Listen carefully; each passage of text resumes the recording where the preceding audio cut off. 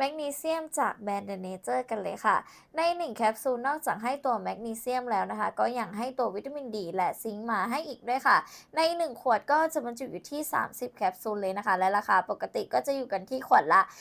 420บาทกันเลยค่ะแต่ตอนนี้นะคะจัดโปรโมชั่นเลยนะซื้อ1แถม1ก็จะอยู่กันที่เพียง